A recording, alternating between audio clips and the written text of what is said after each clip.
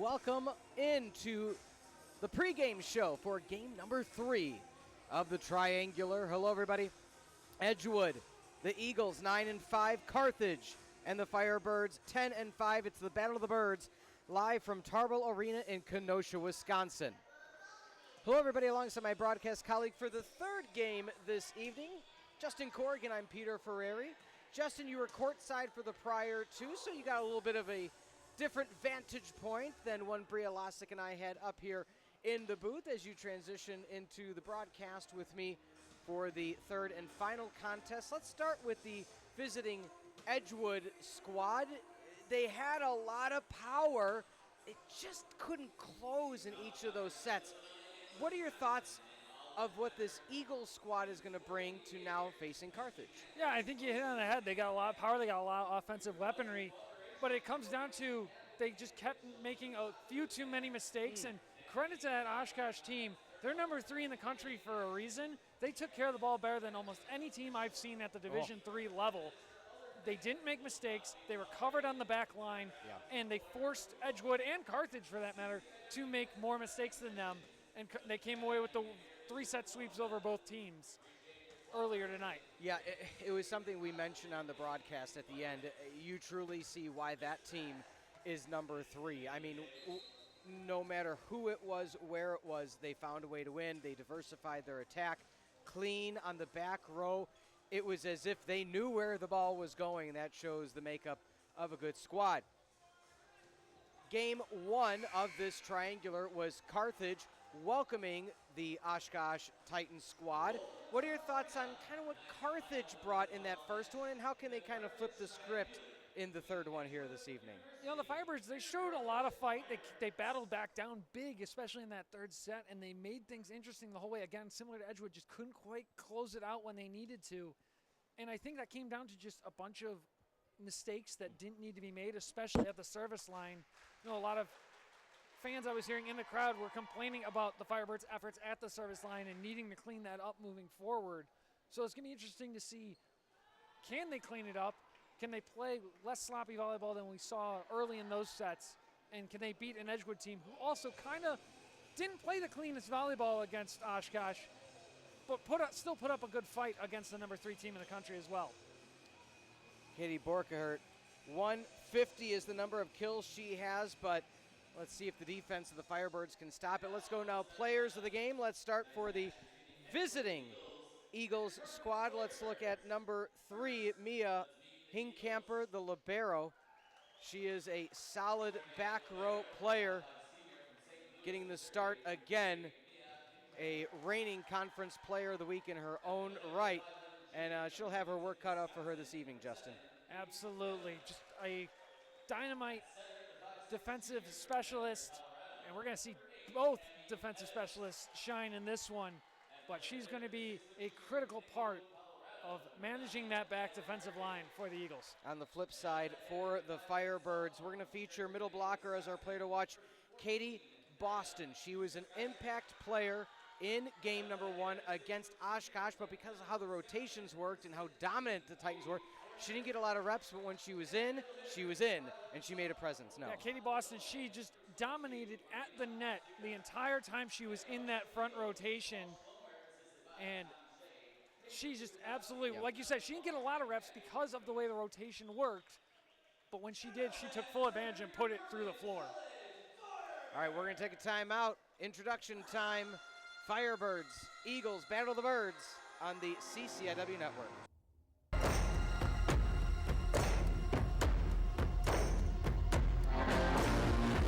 When I walk the streets, kings and queens step aside, and every man I meet, they all stay satisfied. I want to tell everything, what I see I make my own. I need to tell her that I'm bad to the bone. The bicycle kick! Oh my goodness! I'm bad.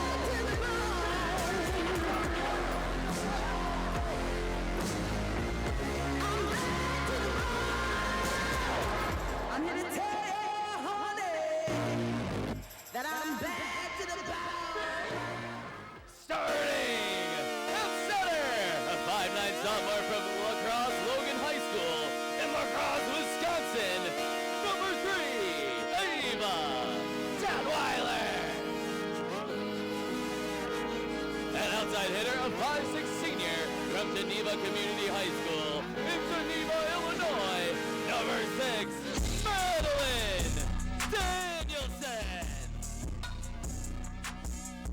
At middle blocker, a 6'2" senior from Narings Hall High School from St.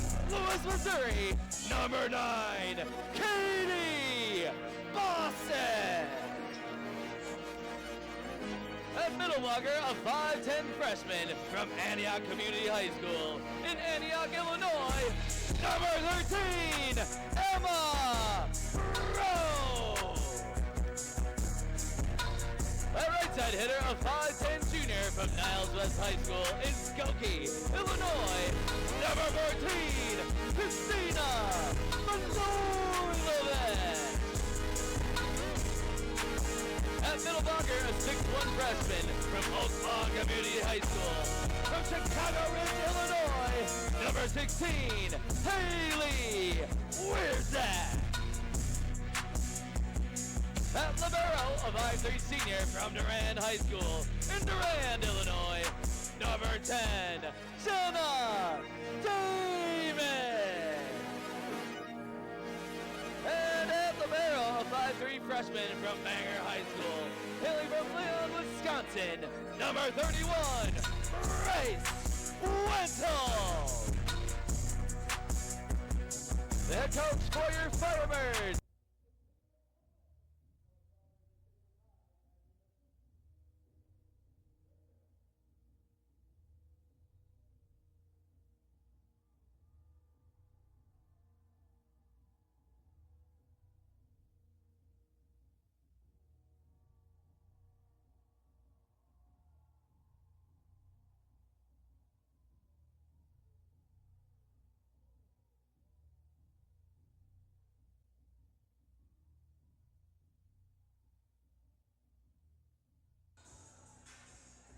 And welcome one, welcome all. It's the nightcap on the CCIW network. The Firebirds of Carthage College welcome the Eagles of Edgewood. It's the Battle of the Birds. Both teams having lost earlier this evening to the Titans of UW Oshkosh. And both teams would love nothing more than to come away with a victory to end the evening. Once again, for Justin Corrigan, I'm Peter Ferreri. Justin, let's start with the Firebirds. You've seen them earlier tonight.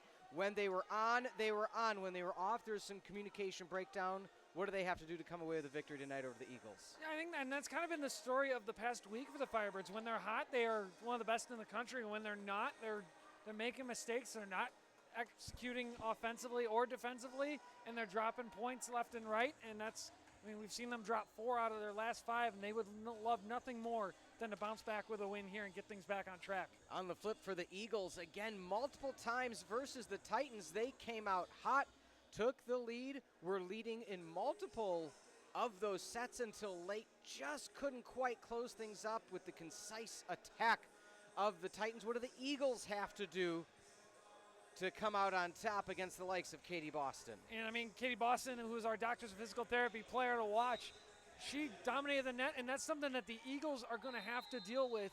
And we saw them deal with that against Oshkosh too. Oshkosh having an incredible middle with one of the best attacks I've seen at this level.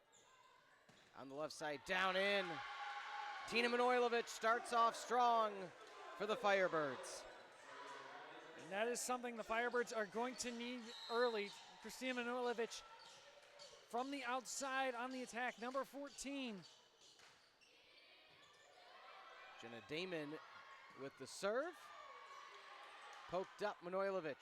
Goes back to Manojlovic.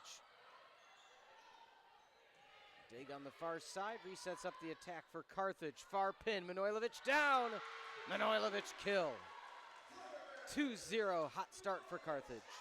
Manojlovic is excellent at being able to change speeds, change locations. We saw it there. She started with the roll shot. It didn't work. Got another opportunity and put it right through the block. Damon near side. High set to the Bick. Side swipe for Detweiler. Through the rafters, playable. Emma Crow getting some more reps. Damon with an outstanding dig of the back bump to keep the rally alive just over the tape. Near pin. Double block. Playable. Crow again.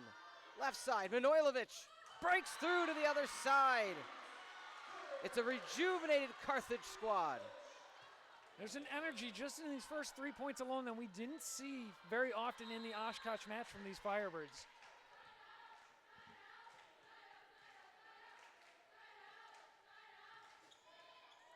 And why not a tape ace to boot? Jenna Damon able to deliver one of the best liberos in the nation. And why not ace number 30? Most aces for the Firebirds. Side spin. High back set. That'll drop in, but they're saying it went over. I don't think it made contact. I think it went on the far side of the pin. Yeah, it appeared, line judge signaling that it stayed wide of the pin. Damon looks back row to libero, Hingkamper. Double block. You shall not pass. It is a 6-0 start. Edgewood can't find a gap thus far, and that's as good of a start as you can ever ask for. Yeah, I mean, that was an excellent start. A rejuvenated energy, as you previously mentioned, for the Firebirds. Again, to come out after getting swept for what I believe is the first time this season. First time this season Carthage has been swept in a match. To come back out and go on a 6-0 run early is exactly what this team needed. How about that double block there from the not one but two true freshmen, Haley Wierzak and Emma Crow. Well, I was going to say in the losses as well, that's why there was thought in the earlier broadcast, okay, well, Carthage can find a way. They've won in 5 sets, and 3 out of their 4 losses before today were 5-set losses. They have the distance. This is not a matter of endurance. This is not a matter of fitness. It just was some discombobulation, and right now, this is the Carthage team that brought them to being nationally ranked. This is the Carthage team that we saw rattle off win after win after win early in the season before they hit this lull truly in the past 6 days. Yeah, ever since that North Central game, they came out a little flat on the road, and then things just didn't fall their way in Iowa this past week. They got the sweep over Augsburg, but then 2 5-setters that they most likely should have had. Yeah. Damon almost another tape ace. Yeah, they 9-1 to start the year, one of the best starts in program history. Manojlovic with the rollover. High set, far pin, blocked back, but that falls on the near side. And something that you don't, I mean, other teams in this triangular have it, but the freshmen of Carthage not only are having an impact, they have to have an impact. Absolutely. They had to step up, and that was something that from the preseason, Coach Leanne Omer was kind of concerned about. Is like, what are these freshmen going to be? Are they going to be able to fill the shoes? And that's a great swing there from Manojlovic. Well, and you talk about last year, how it was such a great story of the freshmen of Manojlovic with the seniors of Liv Carroll of the world and Devin Bell. You know, those players that were waiting in the wings have to have an impact now, including all the players that weren't even here a few months ago. Wow. An ace for the Firebirds, number 17.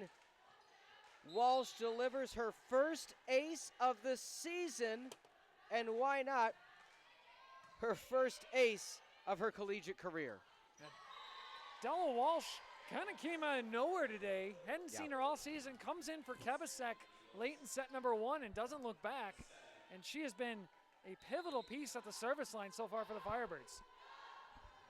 You know, something that was expounded on in the prior 2 broadcasts, but if you're just joining us for the first time now, welcome, is how well the serve receive has been for all of these teams. Good and bad. Not necessarily bad, but, you know, how let me say it this way. The service line play has been so good, it has made the other teams not look as good. And so there is the squeak, as you and I mentioned in the pregame. It is one of the more unique setups we've heard. Near pin go the Eagles. They're double blocked. What a conjoined front. Detweiler, the sophomore, Wierzak, the freshman, and the underclassman standing tall. It is a 10-2 lead. Can the Firebirds sustain this early onslaught? They'll continue there. Another block for the Carthage College Birds. There's something Carthage was struggling with against Oshkosh, the timing of their block. Oshkosh was doing a lot of work moving the ball around to get them out of sync, and it was plays like that that just weren't falling Carthage's way.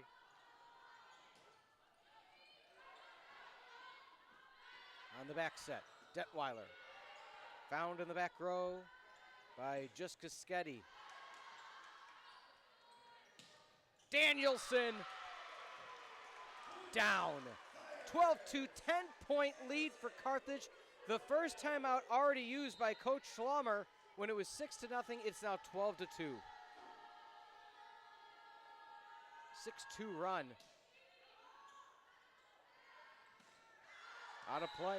You know, going back to Danielson, something I thought of just now, but I think comes to fruition with how she plays. Where she goes, the team goes. Absolutely. You often see in these tight games, in these losses specifically, if Danielson's struggling, the offense is struggling. And they're having to work more through a Manojlovic or a Boston than they would like to if they can't get her going. So being able to get her attack going and her hitting percentage up early is a huge plus for this offense. Manojlovic comes in, will man the back row with Jenna Damon.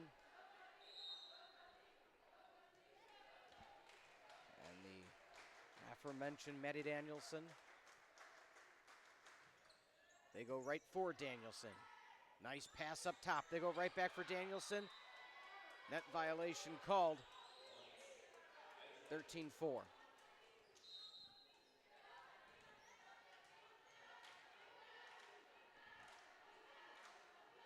Firebirds wearing the blacks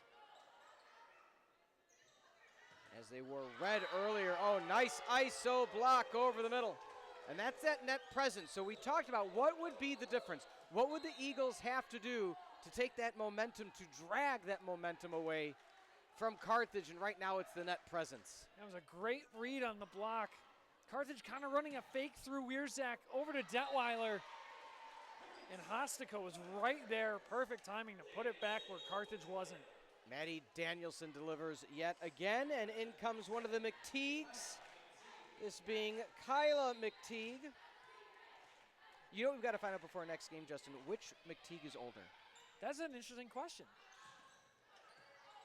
There's a right and wrong answer. Danielson hits the tape and falls over. Out of play. You got to wonder, too, if there's tells the family has to tell them apart, because they're quite identical. They're very hard to tell the difference between if they're not wearing their jerseys. I mentioned on the earlier broadcast today, one of the McTeagues just got entered into nursing school. I could not tell which one, so I congratulated them as a family. Yeah, that's the way to go. Trying to pull it down to no avail is Detweiler. And just like that, the 10-point lead down to 7. And it may not seem like a lot, but these are those 2-for-1 deals that Edgewood and the Eagles, you know, they have within them. Let's see if they can continue. 7 middle, Boston. Out of play, no touch. And the Eagles, they're overhitting right now, Justin. And even though they lost against the Titans, you didn't see this overcompensating or overarching hits.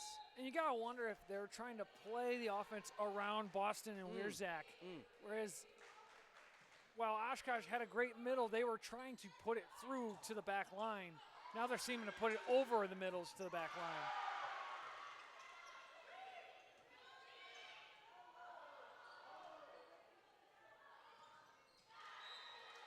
Hits the block, but falls on the near side. You saw in you saw in the first contest of the day that the Titans were truly going at Danielson. Where is she at the net? Where is she at the serve receive? You saw it right there again. And that's why I said the success of the Firebirds today is going to go through Maddie Danielson offensively and defensively.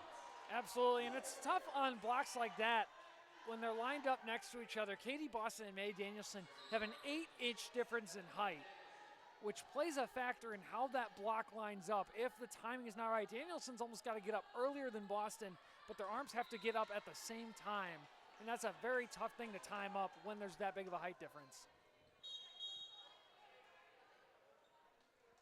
16-9 your score. Subbing in number 9, Natalie Murphy.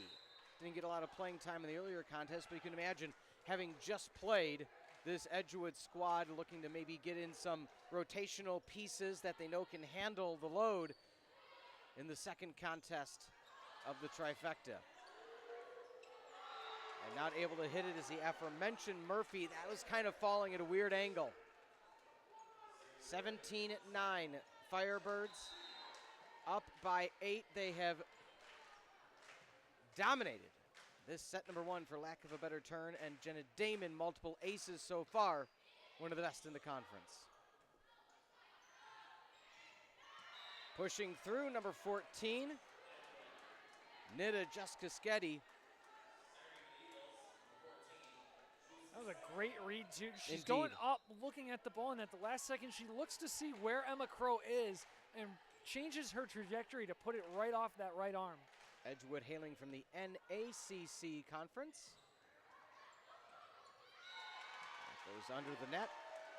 18-10, it was at the coveted 17-10.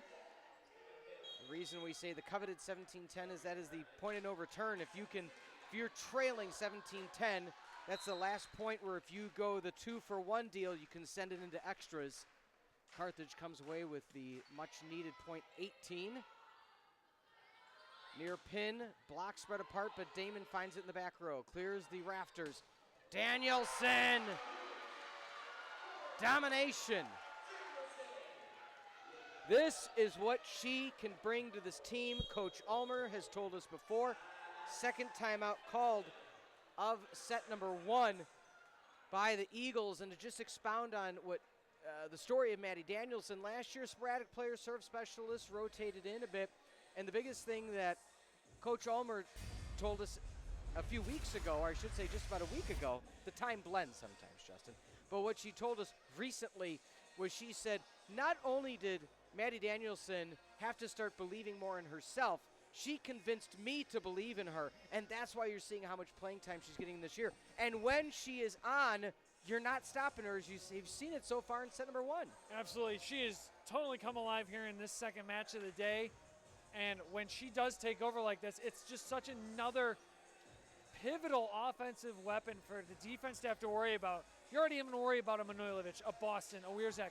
To add a Danielson or a Detweiler into this too has just given a whole nother dynamic of this offense that we're not used to seeing from previous years of Carthage volleyball. 19-10 your score. Carthage hitting 250 in set number 1. The Eagles negative 150. So very uncharted waters for Edgewood on the season, hitting 161. And a coach's point for Edgewood. Will that be the spark they need? Della Walsh out of the timeout. Just send it a little too far. Let's see if they go for Danielson again. They do. Perfect return. Over the middle. Stop me if you heard. But again, if Danielson gets the clean returns like she did there, the opponent is expecting a mistake, expecting a poor pass. When it's on,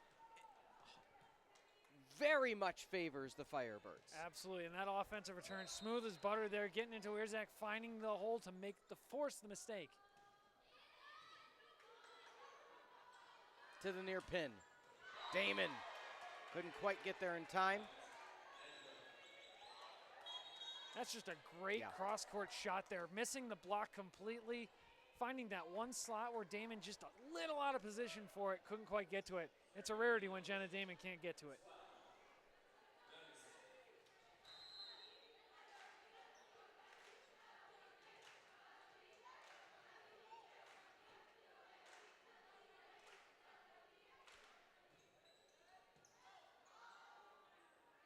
The back set, Detweiler looks for the direction. She looked for the outstretched arms of his block.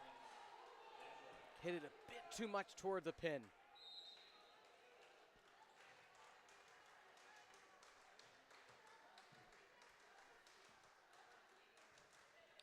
Lead at 7. Birds of Carthage first one to the red zone. Back row, Damon with the uppercut, but that goes behind the seats. Lead cut to 6. Now you gotta ask yourself, and again, it's part of our job to talk about hypotheticals. Maybe 2 more points for Edgewood, and Carthage might want to utilize that I timeout. was just thinking that. You got 2 timeouts to burn. Might not hurt to get them out of rhythm a bit here.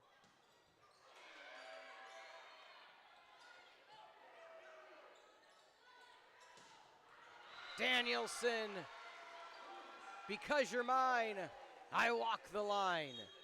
Much needed point for the Firebirds, 21-14. Yeah, you could burn a timeout, or you could just let Maddie Danielson get him out of rhythm. That works too. A little bit better on the stat chart that way. Coach Ulmer stating the elevation has increased for Danielson in the offseason. And she said so much of that just is pure confidence on the free ball. Near pin, rolling over. Danielson looks near side, couldn't get enough behind it. Sets up the Eagles from the Vic. McTeague. Out of system. Can the Eagles take advantage? Danielson with the overpass, but Boston with the block. Longest rally of the evening favoring Carthage. Yeah, costly mistake for Edgewood there. A little far off the net to be going up for it on that. Just reset the offense, get a better hit than that. What an ace! Kyla McTeague at the shoelaces of the line judge. It's 23-14. Wow. Any farther right, and that is bouncing off the shoe of the line judge. That was perfectly placed in the corner. McTeague tries to drop it right in the back line. No fault to be aggressive when you have the visiting Eagles on their heels. Do Eagles have heels? Talons? Is it a back talon? Is that I'm not a bird expert. You're no aviation guy.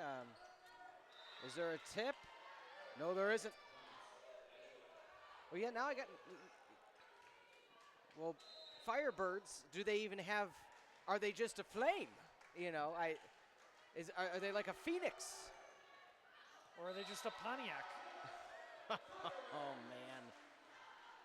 We'll be here for at least 2 more sets, 24-16.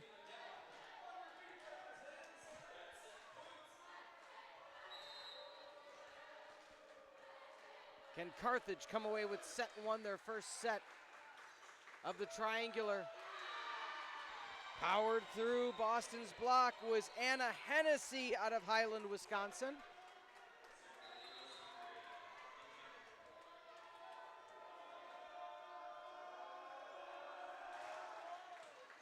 Boston made a stab at it. Danielson with the rollover, and why not? Maddie Danielson, have yourself a set number 1, 25-17. As convincing of a set victory as you'll get for the Firebirds. What'll happen in set 2? We'll find out shortly. Don't go anywhere. We'll be back on the CCIW network.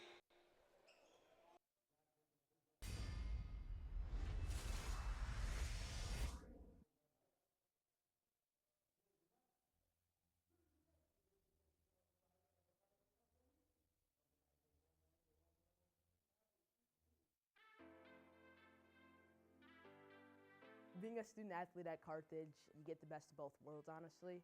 You get to learn, grow in the classroom, and then also be a part of the sport that you've fallen in love with since you've been playing it. You get the one-on-one support from the teachers, and then you get the help from your teammates as well. The athletics teams here at Carthage, they're like really good. Some of the achievements that we had during this past year, the volleyball team won the national championship 2 times in a row, like 2 years in a row. So it was incredible to see it. because we are like a unit. So it's really nice like to have everyone together and cheering for just one thing. So the athletic facilities at Carthage, they're new and improving each and every year. We have the baseball, softball, and football field that all of our athletes compete on. There is the Tark, which houses the baseball weight room. There's the actual gymnasium itself, so Tarble Arena for men's, women's basketball, volleyball. And then obviously the swimming pool that is also in the Tark, and upstairs there's the field house. We've added the Nest, which is a recovery room for all of our student athletes. There's massage guns, there's granola bars, there's other food items. So we have a lot of nice things in that room that you can sign up, take it, and it's completely for free. There's so many great opportunities. The athletic staff's super kind, your coaches care about you. There's just so much that goes into being a student athlete that it's an experience I would not take back.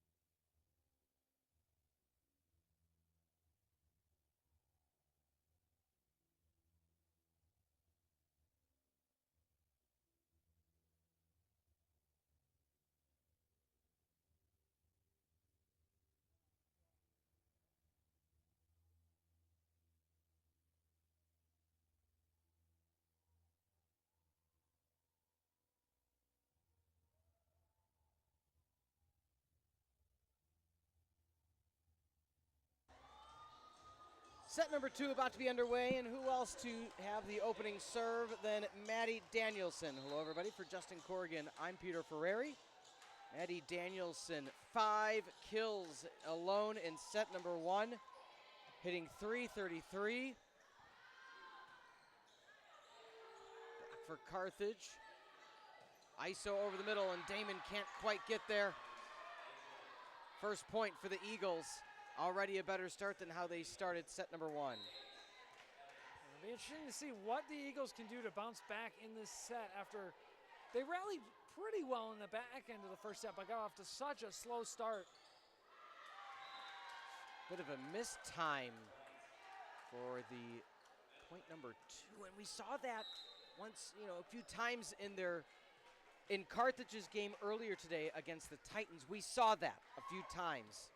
Let's hope that those nuts and bolts are tightened up for the rest of this set. If you're a Firebirds fan, if you're the Eagles, you take advantage of this early run. Albeit very early in the set, they trailed 6-0 and then 12-2 to begin the opening set.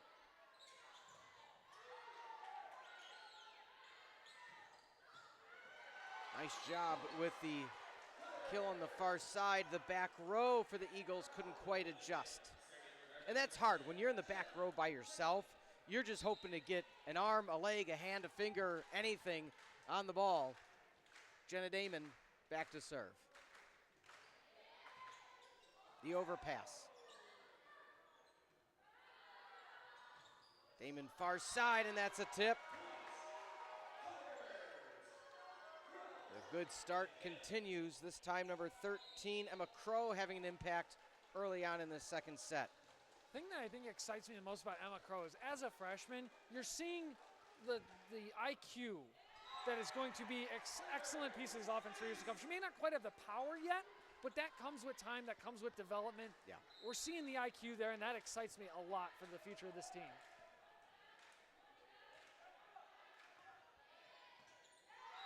Jenna Damon, ace, 4-2. What she does at the service line is truly remarkable.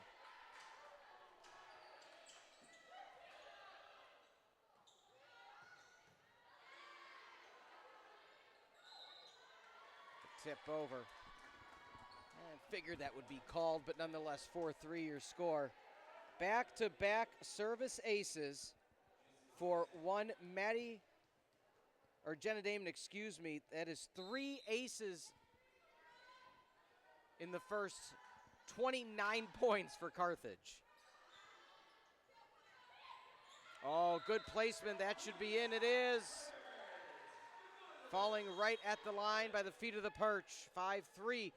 This is the accuracy that Carthage couldn't quite find in their game versus the Titans. Absolutely, and unfortunately, it's the accuracy that Edgewood has been the victim of quite a bit today, as we saw Oshkosh get a lot of points on that sideline. 5-4 your score.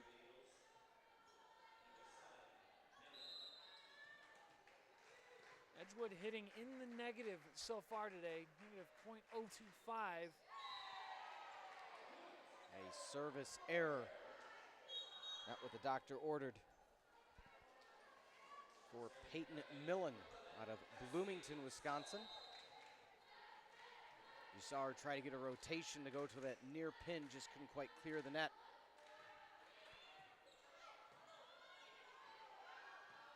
Back row, too far. Again, the accuracy suspect now for the Eagles, and that wasn't the case in their matchup an hour ago with the Titans.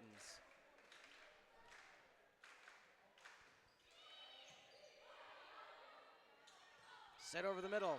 The left arm chicken wing for Damon. Couldn't quite keep it in play. Again, it's one of those things where you just got to get a body part in front of it and hope that it goes somewhere that can be playable. That time, no such luck for Damon.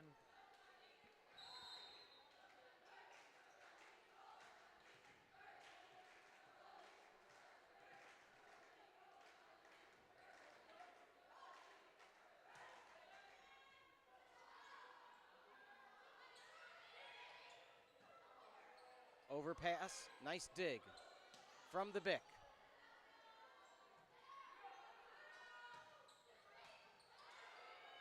On the back set, falling away. Block at the net. The underclassman strength of Wierzak. The middle blocking freshman out of Oaklawn Community High School. As I like to reference once again, the school I drive past to get my way up to Kenosha. And Wierzak this past week, 8 blocks against Wartburg, tying a career high, was even mentioned as the Defensive Freshman of the Week on the D3 Diaries of Women's Volleyball podcast, which maybe not be an official AVCA affiliate, NCAA affiliate, but to have a freshman be recognized at the national level like that, something to pay attention to moving forward. Well, Justin, that's why they pay you the big bucks, so you can have all this information at the ready. 10-5 your score, 5-point lead for the Firebirds. Edgewood started out the second set much better than they did set number 1, but then next thing you know, Carthage, who else? Jenna Damon, ace, and that just set the pace for where we're at now. I see what you did there. I'm proud of you. I wasn't planning that. It just happened. It worked. Sometimes it's just natural.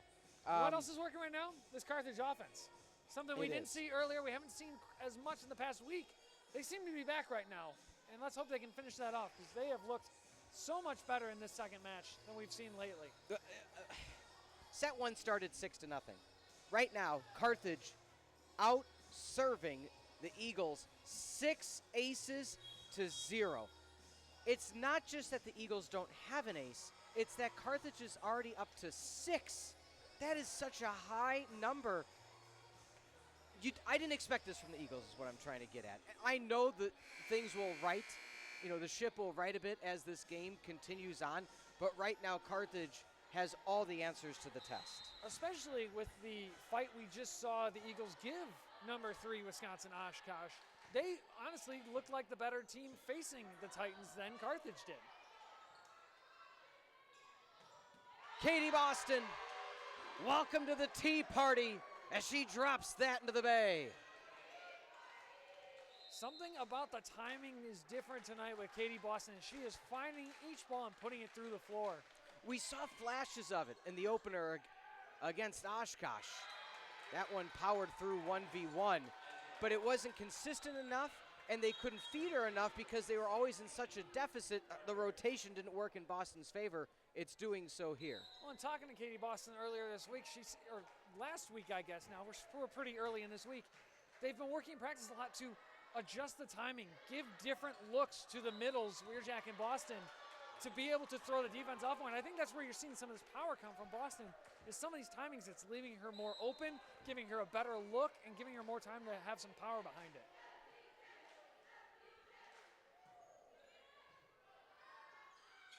The set for the near pin, Danielson out of play. Almost caught the line, was maybe hoping for a touch, but nonetheless, lead from 5, now only 3, and Eagles have the serve. Gabby Hack with a nice serve. Our side, mark that, Katie Borkehart.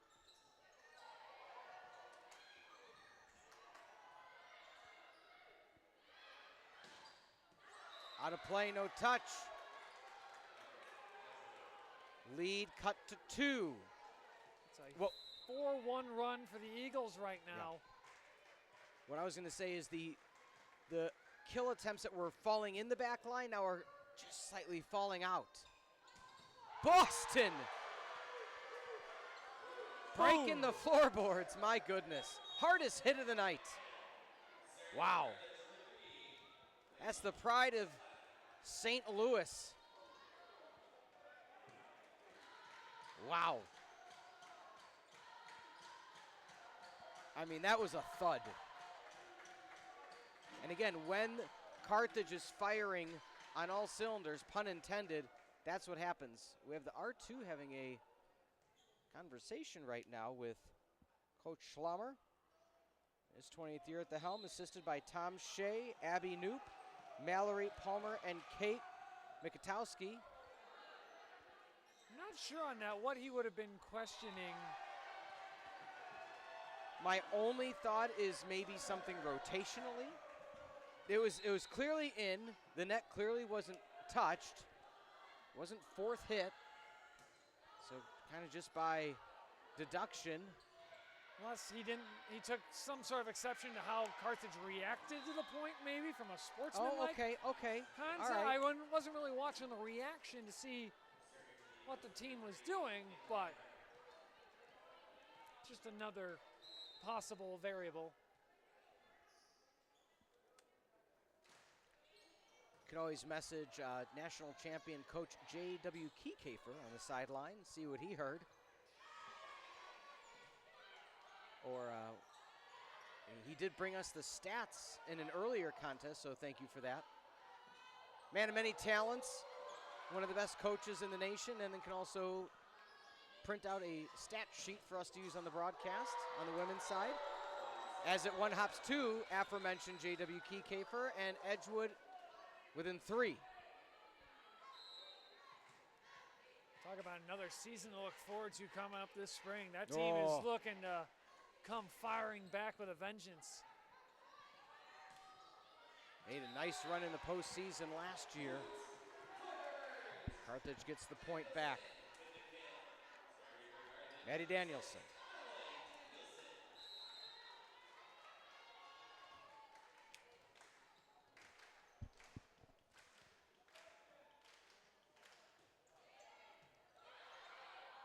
The quick sit over the middle, block didn't close in time, pancake. High back set, over the block, Damon underneath the chicken wing, Boston, point!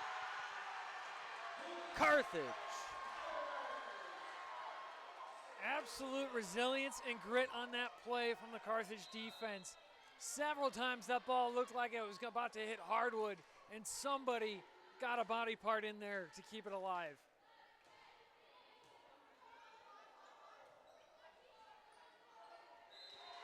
And a mishandle, 4 hits called on the Eagles.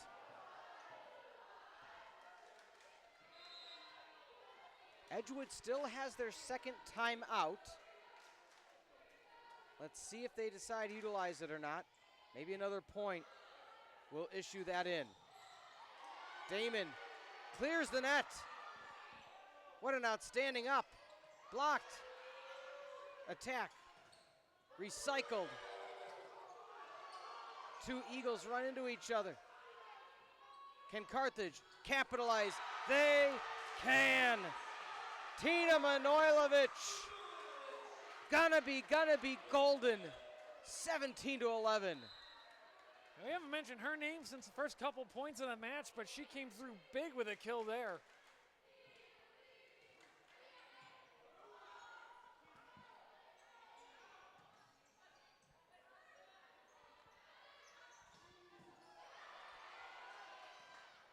Camper keeps the rally going. Carthage double block, the first tool of the evening. Bust out the chainsaw, 18-11.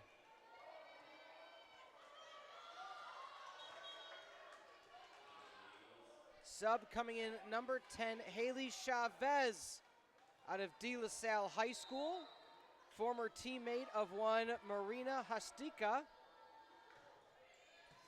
Chavez just her second set entered this season. The Eagles need some sort of spark.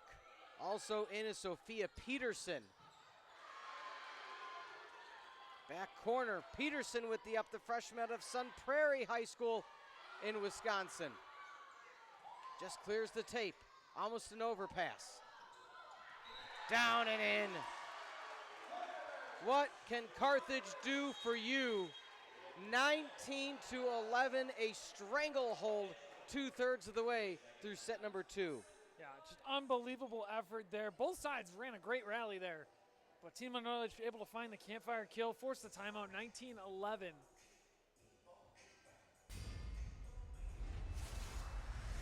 Again, Justin, the Eagles led very early, and not by a large amount, but they led early in this set. Those double aces happened for Jenna Damon. Carthage hasn't looked back. I mean, 19-11. At one point, it was 10-5.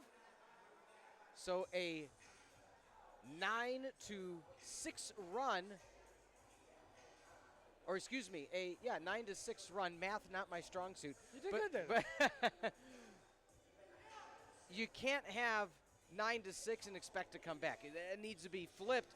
But right now, Edgewood, they're clearing it. They're not making tons of mistakes.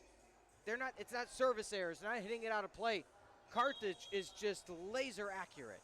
And I think, too, you look at, yes, it's a 9-6 run. We had mentioned previously Edgewood had been on a 4-1 run to make it 11-8, 11-9. Math is hard. That puts it to what now, an 8-2 run, if math serves me, for the Firebirds? Yeah. Again, just can't have that happen if you're trying to mount a comeback. Right now it is the Danielson-Damon show. Instead of the Killer Bees, it's the Killer D's. Danielson looks back row.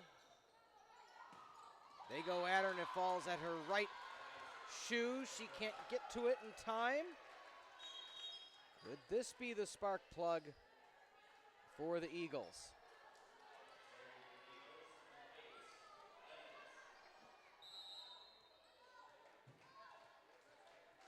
Evans just 6 aces on the year going into this match. Over the middle, Katie, Boston, KB with the kill. Put a little extra Provel cheese on that. Have you ever had Provel cheese? I believe I have, actually. Love it. Sign me up. From the Bick, double block. First to the red zone, Firebirds. Same as in set 1.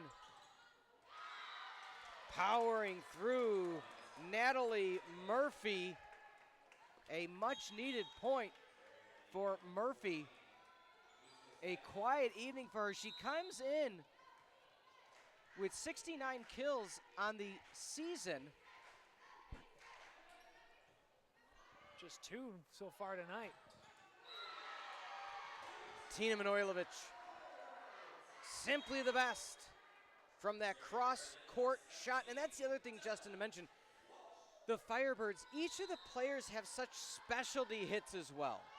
Manojlovic, the best on the squad with that cross-court kill.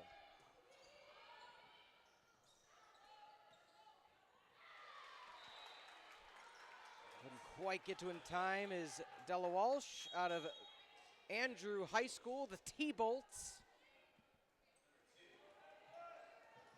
Is that just shortened for Thunderbolts? It is. Or, okay.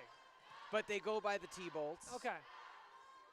They are having on the 10th of October, their annual high school reunion party. If anybody listening, go have fun at it.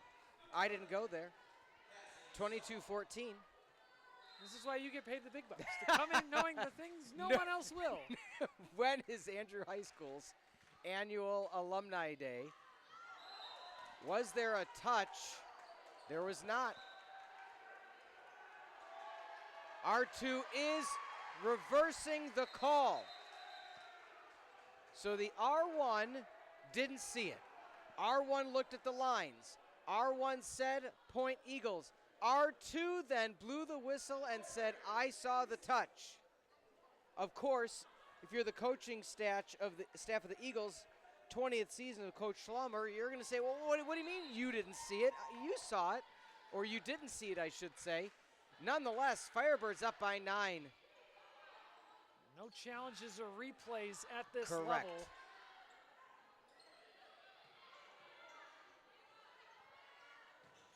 Double block. Chicken wing, playable. Oh, what a nice free ball by Hinkamper. Danielson, bang. I am sure Bridget and Brian are smiling. I think I saw some of the family here, the graphic design major. Mom was a national champion.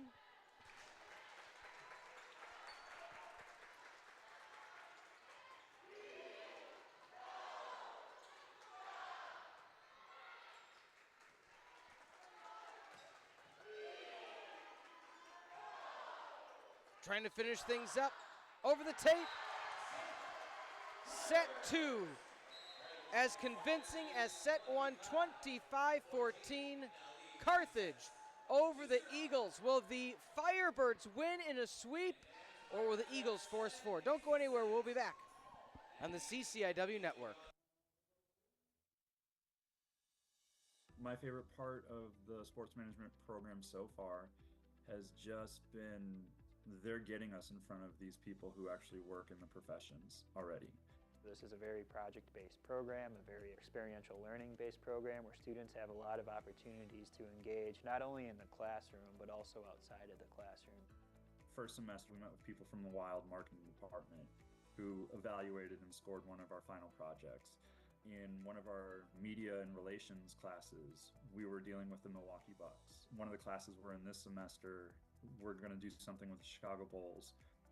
The end of the capstone is we're going to Barcelona, and it'll be, real world application. We're going, and it's a real company that we are consulting for. The goal is to help them be the best business in the sports world that they can be.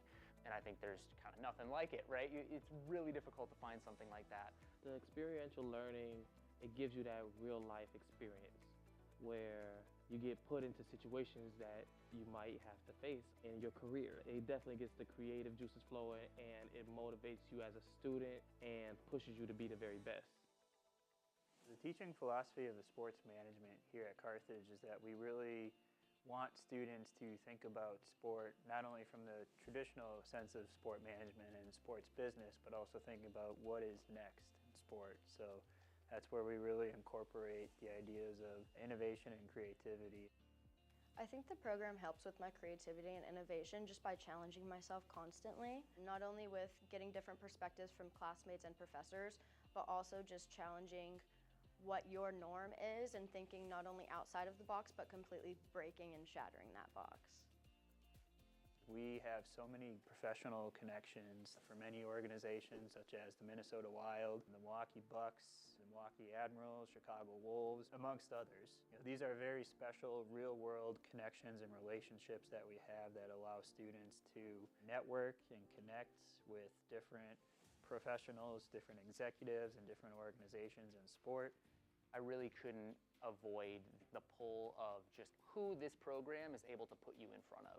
You're very consistently interacting with and working with members of the Wild. You very seldom get that close to a professional team of that status. You really can't beat that in terms of connections. I'm with the Minnesota Wild as a revenue marketing intern. One of the professors in the master's program got me connected to the Minnesota Wild. I went through the interview process and he held me through the whole process to kind of get to where I'm at right now. What makes this program so special is the fact that it comes with a lot of connections, a lot of resources, a lot of experiences. You'll be glad that you were a part of it because the experiences that you have will motivate you from a whole new perspective.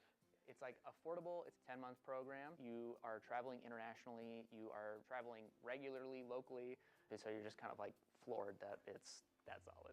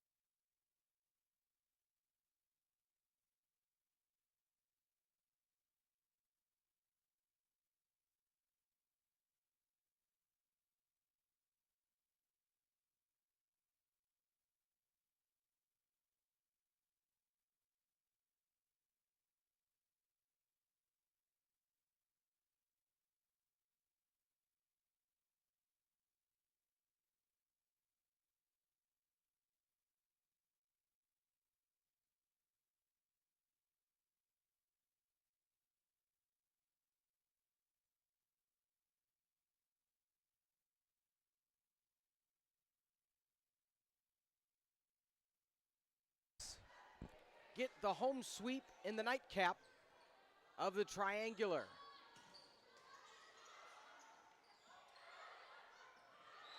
That's point one. They need 24 more to do so. Hello, everybody. For Justin Corrigan, I'm Peter Ferreri. Sets 1 and 2 as convincing of a win as you're going to see at the Division I level, 2 level, 3 level NAIA. 25-17, 25-14. Carthage looking for the sweep. That hits into the net to tie it up early on at 1. Justin, let's go through scenarios. If you are Carthage, what do you have to do to finish out the sweep? I think just keep your foot on the gas pedal. They have been all over this Edgewood team on the offensive end. Just got to keep at it, keep making the right pass, keep making that first pass as Danielson did right there. Nice return inadvertently on the self-preservation. Danielson, back row, punch over. Oh, that's just high IQ. Ava Detweiler, 2-1, perfect placement. Got a little bit of clarification on what the discussion was between the Okay. Edgewood head coach and the R2. Thank you. After the play, he was trying to make a substitution after the whistle had been blown again, and they had to discuss why, is what I've been told from sources at may or may not be at the scores table. All right, can you expound on that if you don't mind then? So basically, after a point, the ref will put his hand up as he is at this time and blows his whistle and signals for the serve. After that time, a sub can't be made once that whistle has been blown. Correct. And Edgewood was trying to make it late, as far as what I am hearing from the sources. No, that's fine. All we could do is speculate. So thank you for that, Justin.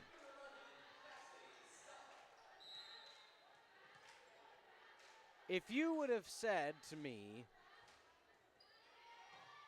if the games earlier today did not happen, that Carthage was swept by the Titans, I would have said how. Because right now, albeit it's 3-3, it's a much different start for both teams. It's more so Carthage was so good in those first two sets. Not to take away from the Eagles, it wasn't as if the Eagles were making mistakes. Eagles were getting blocked. The placement of all the attacks on point. 6 aces. Danielson sends that into the pin.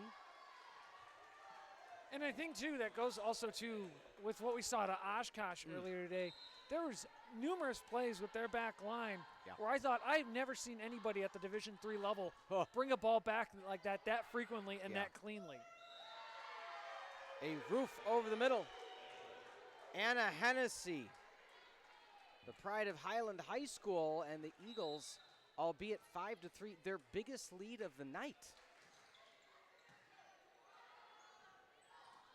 Block back, Damon, uppercut, free ball, playable, double hit. Double hit called. Not often that's called anymore, but if it's a clearly 1-2 punch, 6-3 Eagles lead. Another point for Edgewood. You may see a timeout from Coach Ulmer. Detweiler blocked. They're playing on because it ricocheted off of the solar plexus. Danielson sends that, so regardless, point goes Eagles, timeout. And you see Coach Ulmer very aggressively saying, let's go. 4-point lead for the Eagles, and again, where's this been the first two sets? Absolutely. This is the Eagles we saw against the Titans. Very aggressive offensively, making the right first pass. Didn't see that at all in set 1 or 2 from them. And the Firebirds kind of seemed stunned by it in these first 10 points. 7-3 your score. Edgewood hitting above 100 now, or above 0. They're at 079. Carthage at 225. As we stated, coming into this third set, the biggest differential, 7-0. That is the ace differential, which is surprising because Edgewood had some aces against the Titans. And right now, it's just, Jenna Damon with 3 of her own. I'm sure Carthage would love nothing more than to get to that part of the rotation where they not only have the serve, but are part of the Jenna Damon show. Also blocks 5-2 Carthage. It's, I don't want to say a susceptibility part, but it's something that in these past few losses, Carthage has been trying to navigate where they're at the net. 5 blocks already through 2 sets in the third, a quarter.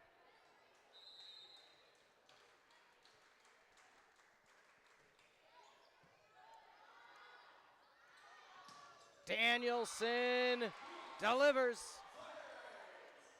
I'm your soda pop, my little soda pop. 5 points if you get the reference. I understood the reference. You did? I did. How? I have seen it. Oh, man, I knew you were my best friend. Our broadcast colleague earlier, Bria Losick, had not seen the movie yet. Ooh, I hope you gave her homework. I very inadvertently said, hey, she's like, well, it's not a kid's movie. I said, it's the #1 movie in the world, regardless of anything.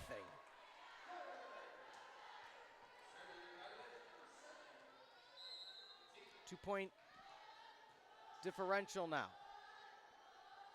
McTeague sends it far. And again, those were the serves that were dropping, as we recall, right at the edge of the shoes of the line judges earlier today now sailing just a hair far. So those are the differences now. Can the Eagles take advantage? Danielson, break on through to the other side.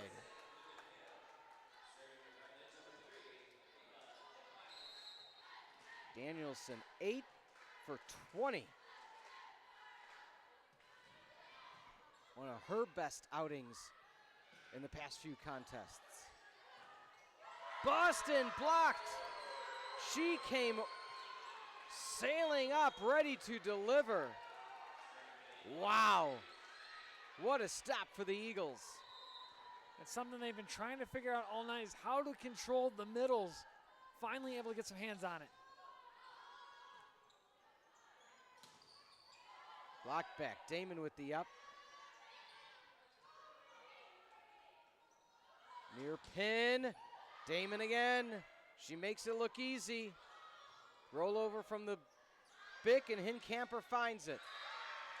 And not able to get there is Tina Manojlovic. The accuracy of the Eagles coming to fruition.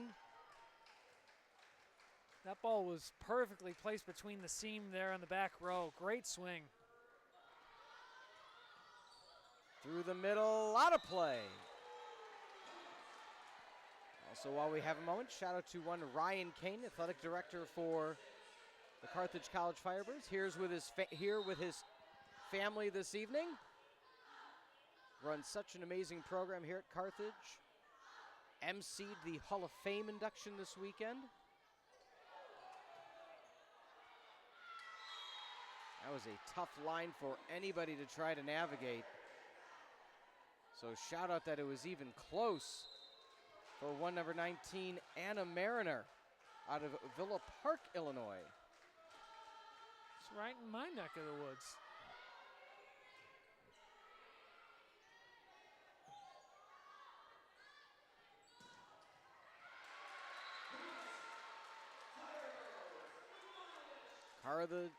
Carthage back to within one. Maddie Danielson. The orange neon Nike shoes ready to deliver. Hits the tape. Set to the near pin. Blocked back.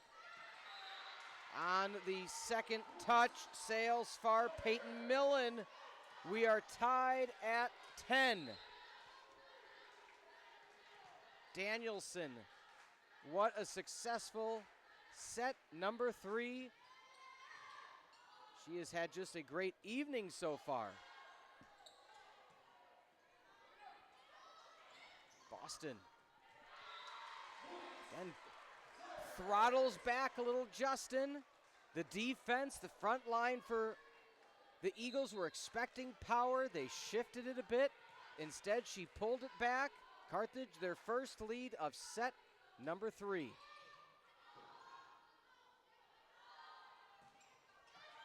That finds the back line.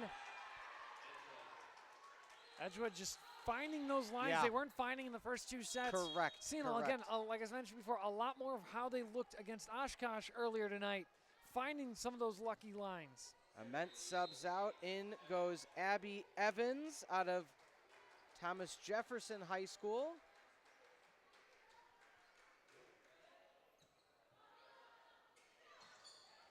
Boston, back corner, and that was middle throttle. You know, that was second gear.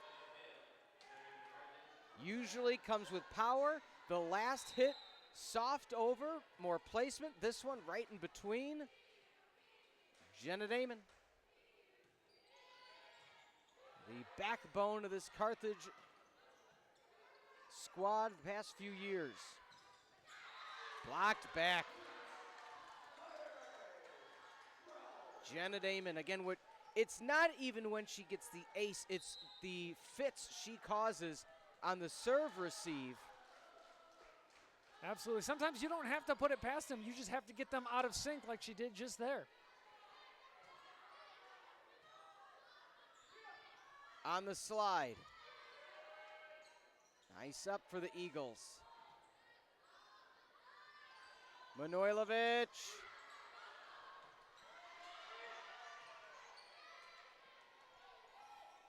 On the slide, up again, Detweiler.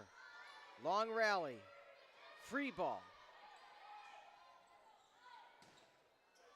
Danielson with a huge uppercut. Manojlovic. From the big, Danielson couldn't get there, and my oh my, it seems if she couldn't get there, nobody can. Coach Ulmer cheering on the squad. Nice. Got a little lucky there. Damon and Detweiler running each other, causing Damon to hit the ground. Fortunate both are okay.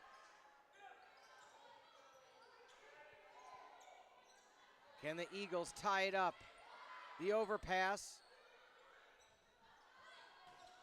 Tool kill. Borkehurt ties it at 13. This is more the Edgewood we saw against Oshkosh. Point for point, blow for blow, in stride with the Firebirds right now. Manojlovic out of play. Coach Ulmer telling the team, you saw it in the background, calm down. Nice run for the Eags.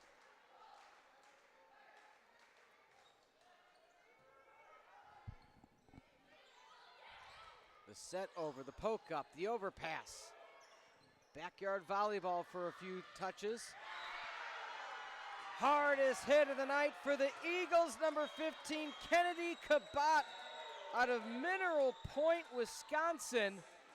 That is her 8th kill on the season. And Edgewood now, what a run they are on, up 15-13. This is a different Eagles squad than we saw in the first 2 sets. Controlling the block, putting up some offensive efforts. This is the team that's been receiving votes from the AVCA. The Eagles have rewoken.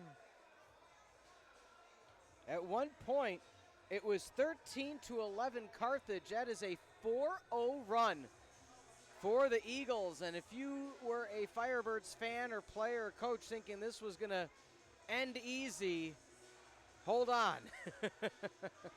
Edgewood is too good of a team, too well coached of a team to just end it like it did. And I think especially in this region, it's so hard to put teams away 3-0 and make it easy. So they're going to give you a fight. They're going to make things interesting, whether it's the WEAC, NAC, CCIW, all 3 conferences are going to give you a fight.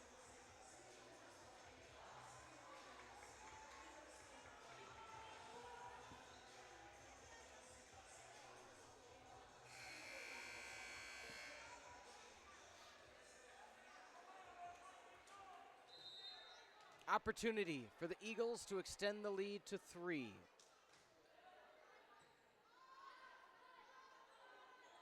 Manojlovic, oh, perfect. The defense for the Eagles were expecting power. She rolled it over.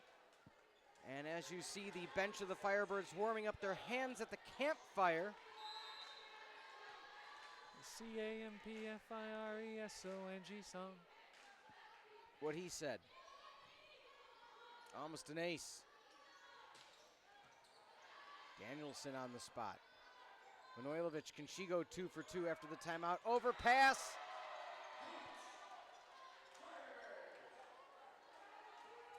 Right now, the coaching staff and some of the faithful for the Eagles not happy. Coach Paul Schlammer having a long conversation with the R2. Thought there was contact.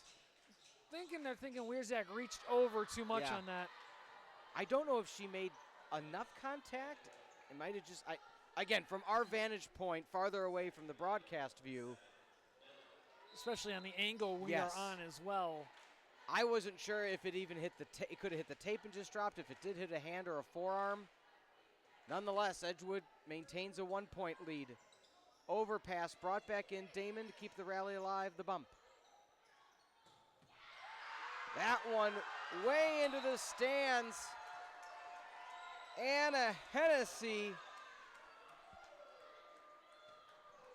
And by all intents and purposes, let me confirm, Hennessy, these are her first, she has 3 kills on the day, make that 4. Those are her first 4 kills on the season, and they're happening here against Carthage.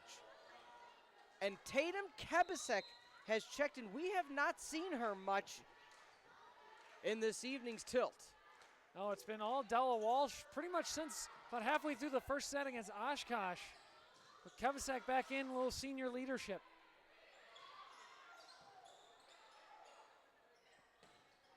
Back row. Couldn't return. Kevisak to Detweiler. Carthage within one. Yeah, and I don't fault at all Coach Ulmer for riding the hot hand. The first game of tonight, for all intents and purposes, did not look good for Carthage. They made the change, not even the change, it's a 6-2 system, but they kind of rode it where they could, and just like that, Carthage just tied it up at 17. It'll be interesting to find out from Coach Ulmer after this. What was she seeing in Della Walsh? All of a sudden, that out of a rough stretch for the team to go to a freshman setter over a senior, what was the mindset? What was she seeing in practice and in warm-ups today that led to Della Walsh seeing some action in these two matches in this triangular? Well, and again, that's a nice reminder that stick around for the post-game show immediately following this contest. Coach Ulmer will join us up here in the booth. Go over a long day of volleyball. That one, a overpass on the return, just like that Edgewood. 2 quick ones in a row. Edgewood trying to force it to 4.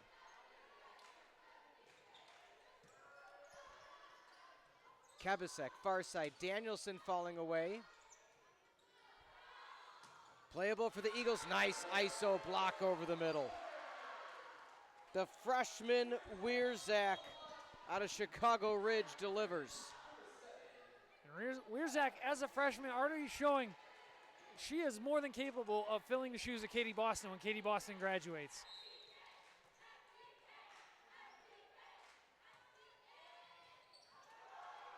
There's another ace. Make it 8 on the night. 9, I believe. McTeague, more than just a rotational player. Lethal at the service line this evening. Yeah, as you mentioned, Detweiler, usually the other setter in that 6-2. And Edgewood, first team to the red zone in set 3.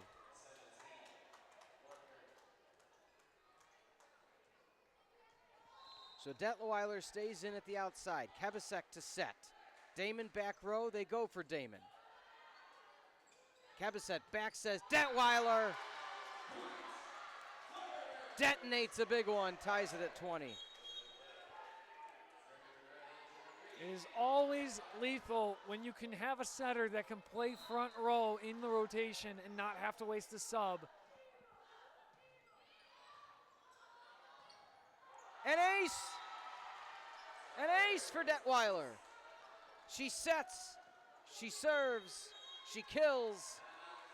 Carthage 4 away from the sweep. 10 aces now on the night for the Firebirds, more than unlocking the Culver's trigger for some free custard for the fans here in Tarble Arena. Well, see, now I feel bad because Bria Losick, who broadcasted the earlier game, said, yeah, I'm going to get Culver's on the way home. So just missed, some free curds. I did make reference. I had Culver's last night because it is Curd Burger Week.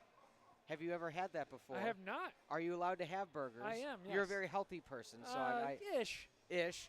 It is have you heard of the Curd Burger before? I don't believe I have. So and for those listening at home who might not have, please enlighten Well, they us. need to now because this game, of course, brought to you in part by Culver's. Imagine you have a patty, your burger patty, but instead of just little cheese curds, it is a whole patty of cheese as a curd.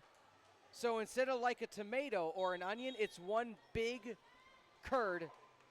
I now have had it, not from Culver's in the sense, but Captain Mike's in town, a restaurant in downtown Kenosha, does a similar burger. Well, tell them they owe you a free burger now for the shout-out. I'll take just a partnership for Carthage Athletics. There you go. Send them the clip. Danielson, just a bit far. They're saying they're saying a tip. What a turn of events.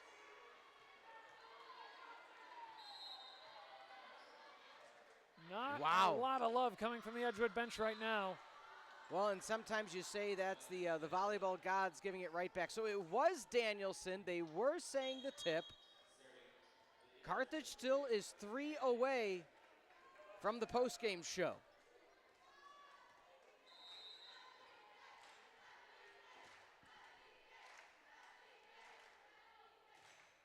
Also would have been, and that's a service error. Also, if you would have told me that all 3 contests in the triangular would be sweeps, also wouldn't have believed you. No, that's not how these things normally go. Normally they go 5 each, and we're here for 3 days for a one-night match. Service error by Danielson. I did have a broadcast just a week ago. It was the Chicago Cup on ESPN Plus, and there was a 5-setter that almost clipped 3 hours. Ooh. Because at the D1 level, you can have reviews, and so they had 2+ reviews per set. It was a long one. Hope you got a lunch break in the middle of that somewhere. Next time I'll ask. Detweiler couldn't pull the hand back quick enough. We're tied at 23 in the Battle of the Birds.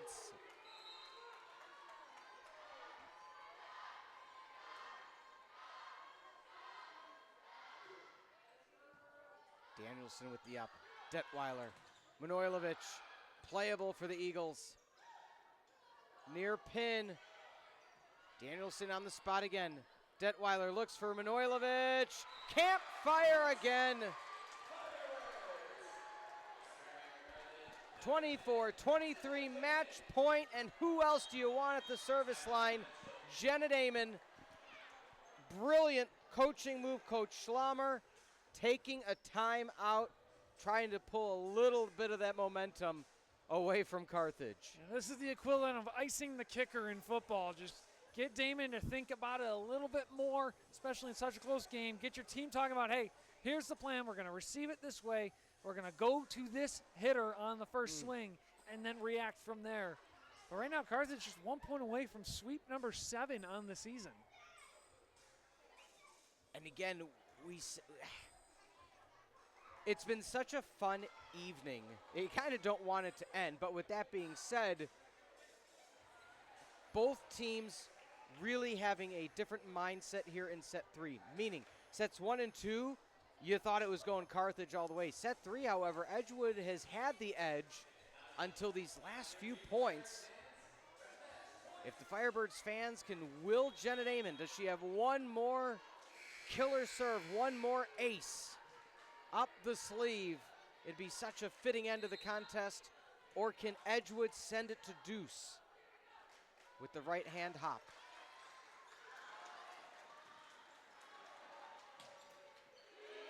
Damon up.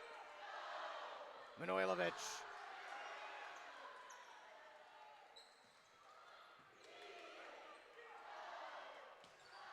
Back row.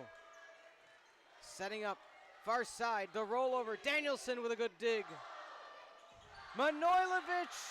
No touch. We're going extras. That was a long one. Edgewood weathered the storm.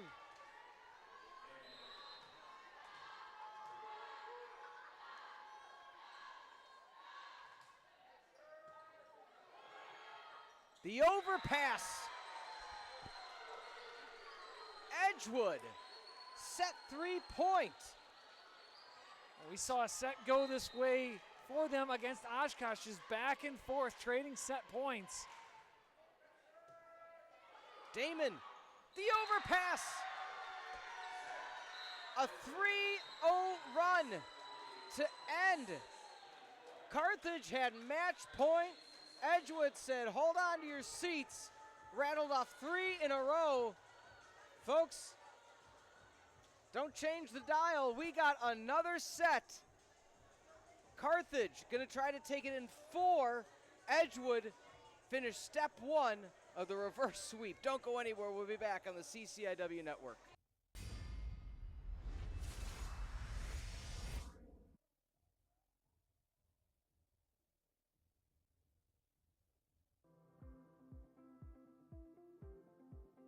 The Aspire program is part of the Aspire Center, and the Aspire Center is our 4-year career and professional development program here at Carthage College. The Aspire program is really different and unique from other colleges and universities' career programs because instead of what the typical experiences of senior year trying to go get a job or an experience after college, we want students to build their experiences starting from day one. So whether that means going and finding an alumni panel that they're going to learn from an alumni about the career industry that they're excited about, or if it means getting an internship or a research experience that's going to build their portfolio, we want the students to develop and learn who they are so they can really leave Carthage with a very good sense of purpose and understanding before they actually leave the college. Every student that comes to Carthage has their own individual career specialist. This is a person who specializes in the industry field that they're going into. For example, we have a career specialist for our arts, communication, and culture students. This is a person who's been working as a graphic designer for the past 20 years. And she's responsible for helping those students get opportunities and experiences along the way. I landed my first internship as a freshman at Deloitte, which is #1 of the Big 4 accounting firms in the world. Through the Aspire program, I was able to develop skills that helped me in interviews as well as networking with other professionals.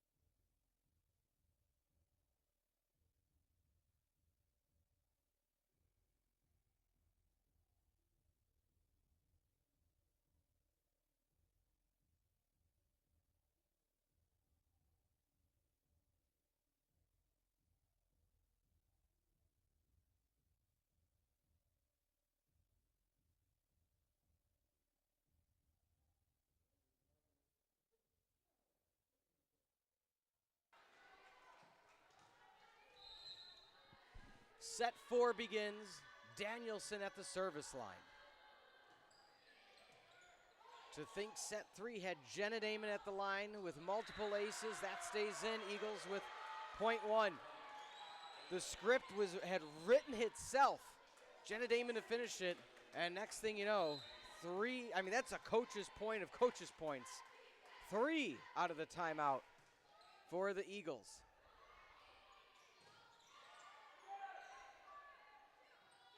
Near pin, rollover.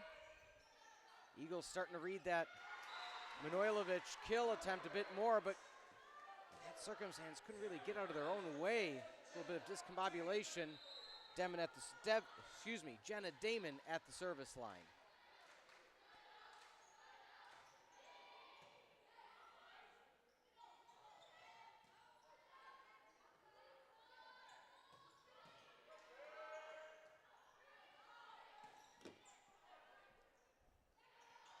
From the big Danielson. What a kill. That's the point they needed right there. A lot of power from Danielson. Didn't see a lot of it from the Firebirds offense as a whole in set 3. Need that power to come back in set 4. You see kind of in the background her mom in attendance with a big number 6. And it says Mad Dan. That's kind of cool. That should be a t-shirt. She should sell that. There's your NIL. Instead of Mad Max, Mad Dan. Especially playing words, Mad and Dan being the first 3 letters of both names. Exactly. Perfect play. Perfect play. Why didn't we think of it sooner? It's like when we had Carol the Bells in senior night last year. We're like, well, they've been at this for years. How did we not get it? Man, I tell you what. Well, out of the seniors right now, let's see. So, of course, Mad Dan, that could be a thing. Katie Boston, the senior. Cassidy Stahl of the senior variety. Tatum Kebasek. And the rest are underclassmen, so such a young squad. Jenna Damon, of course, as well. That stays in play. Firebirds back up by 2. Over the break, I was going back and forth with head men's coach J.W. Keycaver, who we mentioned at the scores table tonight, saying that in future broadcasts, we should bring him in like a rules analyst, have him mic'd up down on the court. For when those weird plays happen, we bring him in. I like the idea of it. And then in the men's side, we flip it over and have Coach Ulmer do it. I can tell you this, with the new technology here at Carthage, it is potentially possible, because we would just use the same equipment used for the sideline reporter for football. They bring that in. He puts in his earpiece. Here's the whole broadcast. When we go to him, hit the button. How about this? We know a guy that can hook that up. So we will, because is Coach Keycaver going to be here all season doing that, or? To be determined. Okay. But I'm sure if we said, hey, come sit here with a microphone. Oh, I mean, we wouldn't need it every now and then. He wouldn't need us. 6-3 your score. He'll talk me out of a job. He joined on for a few sets during the Frog Jump Invitational that Carthage was not playing. And that was an incredible time because I barely had to talk. JW, his knowledge of volleyball is so impressive. So that one plays off the rafters. But he was able to just talk about things in game that I couldn't personally see. I don't think you would have caught it. No. In a way that he's seeing it and he's bringing it up that was just adding a whole nother layer to the broadcast. And it was so much fun to have him up there. It was another fun, long weekend of volleyball back, what was that, March, April, somewhere in there? It is yeah. Had Ryan Kane on the broadcast, previously mentioned Director of Athletics. Brought up football coach Matt Pepino and had him talk to us for a while.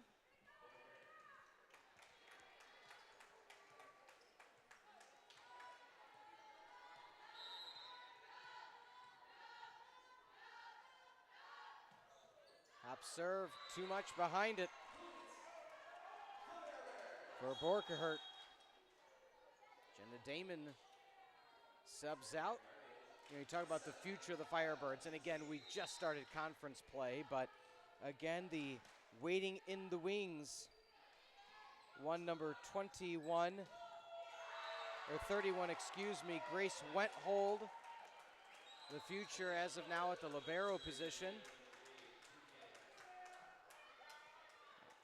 You think about the likes of Jenna Damon, she came in as a true freshman and just hasn't let go for 4 years. You're like, who is she? Why is she so good? And that really is the only question mark that I see for the future of this team right now is how's the libero spot going to get filled? Because I'm seeing shoes being filled left and right by this young team. Yeah. Well, and I had a conversation with Jenna Damon in the spring season, just kind of, you know, picking her brain as Carthage up by 4. We'll continue this conversation. And I said, you know, with your skill set, because Coach Ulmer has said many a times, you know, she has quite a few girls who could easily play at the D1 level. The likes of Jenna Damon could start at the D1 level. And she said, I just wanted, this being Jenna Damon, I wanted a nice environment where I can really focus on having a good college experience, be the student part of it as well, where my whole life wasn't volleyball. It could be a big part of it, but there's still enough other things to offer where it's not, you know, 24/7. And she said, and this school offered it. And I think that just speaks volumes for the institution. I think it speaks volumes for Coach Ulmer and what this athletic program brings. And for Jenna Damon, just being a student athlete and putting the student part first, and to be as successful as she has been and get not just national recognition, but global recognition is our once in a match plug of being #1 on Sports Center. Jenna Damon with the bicycle kick. But Damon, I've she works with the athletic communications department here at Carthage in the spring once she's out of season. She came in last year and immediately said, what can I learn? Where do you need help? Yeah. We put her on lacrosse stats. She had never watched a lacrosse game before, and by the end of it, she was by far the best caller of lacrosse stats I have seen since I've worked here. Well, maybe, just to add to the spring season, maybe we have her join the men's broadcast for volleyball. Watch, she's probably graduating early with like 6 degrees. I also believe Katie Boston may have called dibs on that. I think Boston's been dying to join you up here. See, I didn't know these things. Now I'm going to get in trouble. I'm going to get in trouble for this stuff. She's not going to bring me pizza anymore. I will say this, and this is just for your ears, nobody else is listening or watching, is Katie Boston was a little taken aback that the likes of yours truly didn't travel with the team to that St. Louis Invitational they had at Wash U a few weeks ago, because she said, everybody's coming, why isn't the broadcaster coming? And I said, well, I will bring that up to the powers that be, that next time this happens, I will gladly go for the weekend to St. Louis. Did you go? No, the SID did not travel either. Well, you know what? So I don't know where this everyone is traveling from, because she forgot me in that equation.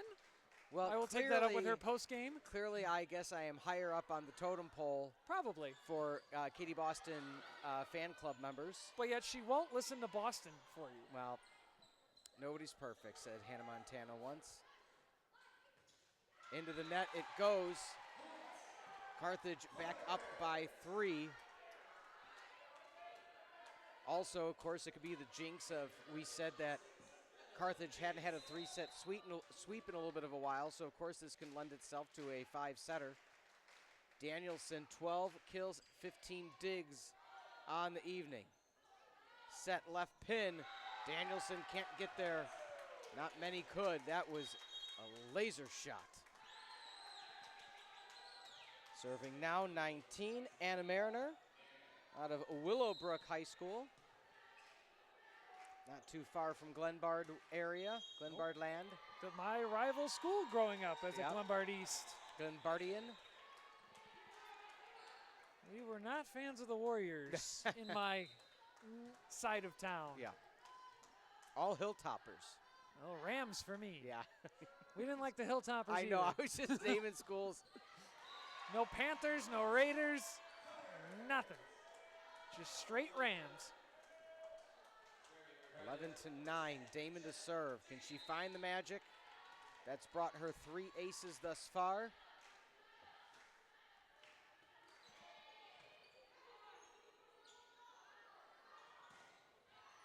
Danielson, Damon with the free ball.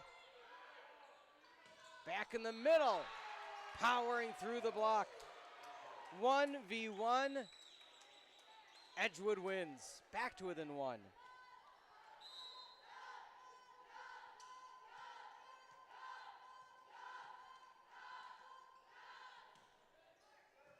Danielson, crisp pass up. Split the defenders, and that's out of play. That's one of the best bump set spikes the Firebirds have had all night. That's saying something considering how efficient the offense has looked at times tonight. Execution has been at some of the highest points of the season so far.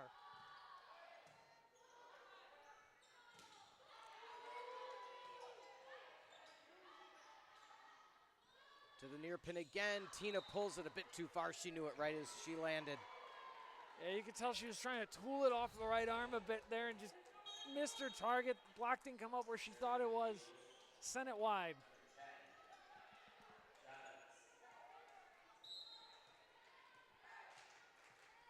Set 3 and then set 4 so far has been more of what I expected to see tonight as Edgewood takes another point and ties it up at 12. Yeah, overpass. For a team that was number 25 and a team that was receiving votes, you expected point for point, blow for blow, not Carthage pulling out the massive leads early and holding on for 2 sets. Well, and almost getting the third. That was, for all intents and purposes, you kind of felt it was going to be a sweep as set 3 progressed. The Eagles said, hey, not so fast. We're tied at 12. Now, mind you, the Eagles hit negative in the first set and a half. They are now at 134 to Carthage's 262. Aces still heavily favoring the Firebirds, 10-2.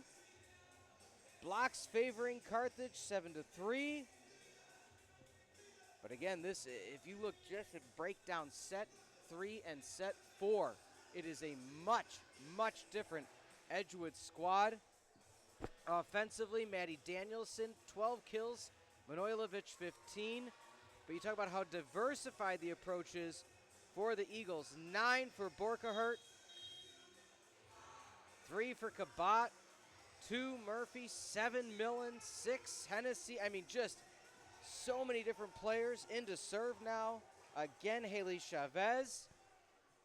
That's something, too, a lot of people don't quite grasp with volleyball is, while it's fun to have someone who can register 20, 30 kills a night, it's almost better for your offense if you're diversified, where everyone ends it with 8 to 12 to 15 maybe, and you're spreading that. It means you can spread the offense around more. Your weapons are more diversified, and it keeps the defense guessing more than just going to the same offensive weapon over and over. And I think we're seeing Edgewood do that really well in these late sets.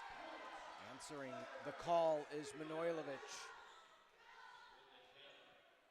I'm intrigued to see, you know, we mentioned how it's the 1-2 punch, Manojlovic and Danielson. Boston not too far behind with 7.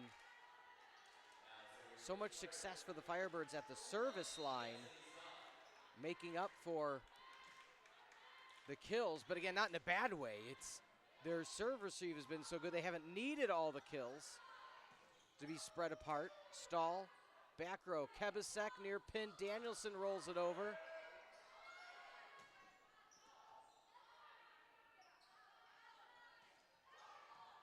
Danielson up again. Hits the rafters. She couldn't hit it again. I don't want to say not her fault. I mean, that was a nice shot. She got the deflection. As we said in the earlier broadcast, easier said than done from our vantage point, from the broadcast vantage point, Justin. If you are on the court, I said go home and just take a ball and hit it at the ceiling 30 feet up plus and see what happens. Oh, yeah.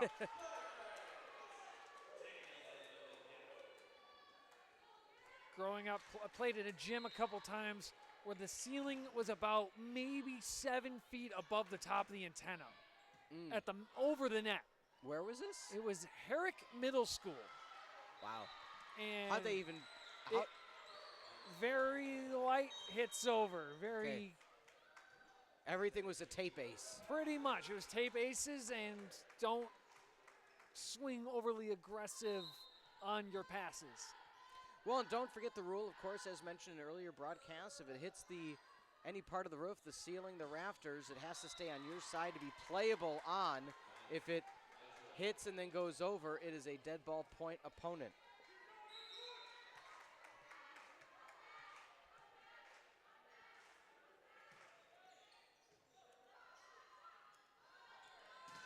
Double block. What concentration. Maddie Danielson. It is the Danielson show today, and we are witness. I got a little nervous because she was watching that come, and she wasn't necessarily in a ready position, but made it work. 16-15, Carthage with a slim 1-point lead. McTee checked in to be a serve specialist. The back set.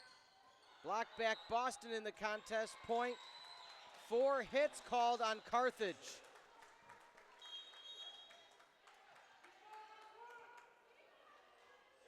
First 2 contests sped through in sweeps. Carthage almost had it. And now we're in a battle. 16 all. Boston has to go soft over, missed time, shook her head. No block, no tip. Point Carthage. You got to think, in the hypothetical, this goes 5. Momentum is all with Edgewood at that point, taking sets 3 and 4, fighting back all the way. And then you look at the season, Edgewood 2-0 in sets that go to 5, Carthage 1-3.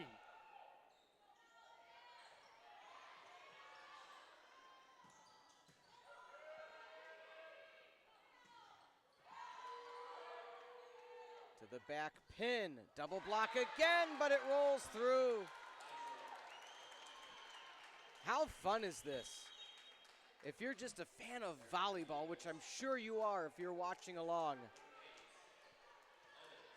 And we expected battles like this coming into it. Again, you have a number 3, number 25, and receiving votes all coming into the same place for 3 matches against each other. You knew there was going to be excitement. You knew there was going to be battles back and forth. And I think it's lived up to it. Back row. That was close. Line judge took a step back. It fell right on the corner, but with that, Edgewood leads 18-17. I think the line judge, it was coming in at such a weird angle. I'm not sure he was able to even see where the ball was without just focusing on getting out of the way of it. Out of play. Just to remind everybody, we did during set number 3 because we thought it was maybe close to happening, but stick around for the postgame show. Whenever this game ends, win or loss, Coach Ulmer will join us in the booth.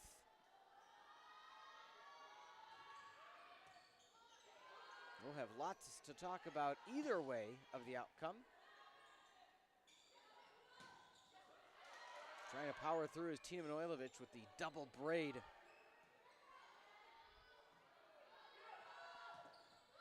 Blocked, drops down in time. Carthage back to 1 away from the red zone.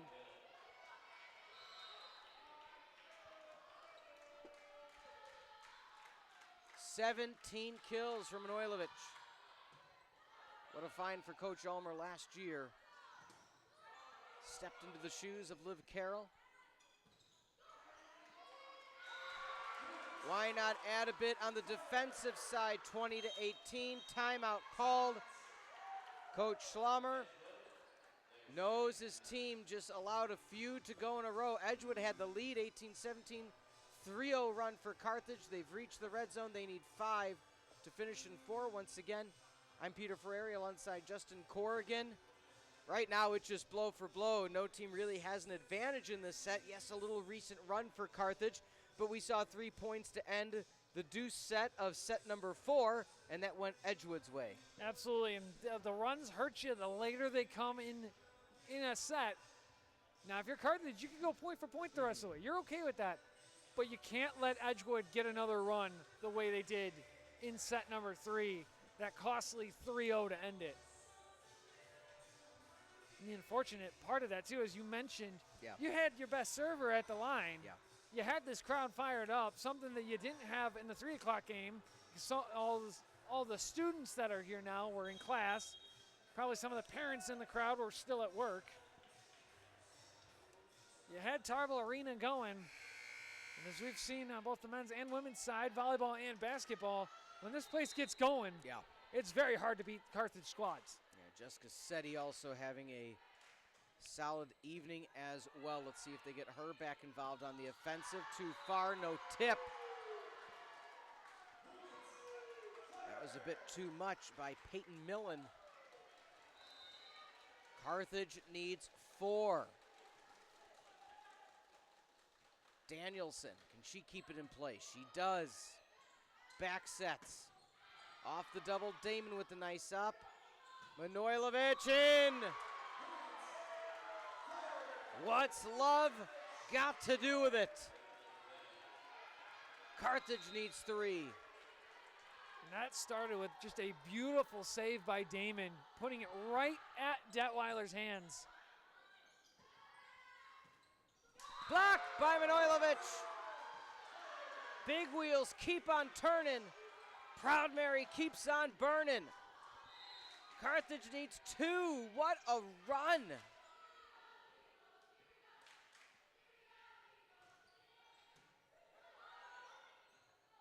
From the Bick. Danielson, crisp pass up. The flick back, the flip over. The back set. Edgewood sails it far. Another point for Carthage. We've said it before, when Danielson's on, this offense is on. Great at the service line on this rally and a great pass. It was we're at match point. It was 18-17 Edgewood.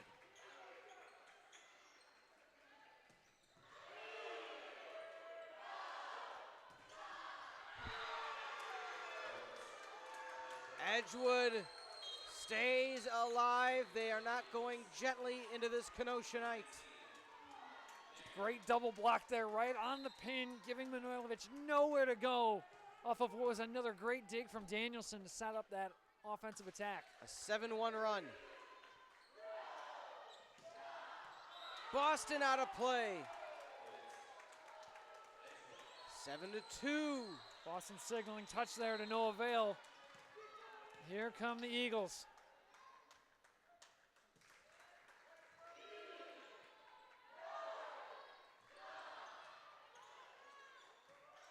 Can the Eagles get another? Down. And that's going to be it. That's going to be all she wrote. What a thrilling ending. Emma Crow, the pride of Antioch, Illinois. The freshman delivers 25-20. Sigh of relief from a lot of the Carthage faithful. We'll take a timeout. When we come back, the post-game show with Leanne Ulmer. Carthage finishes off the nightcap with a 4-setter over the Eagles of Edgewood. Don't go anywhere. We'll return shortly on the CCIW Network.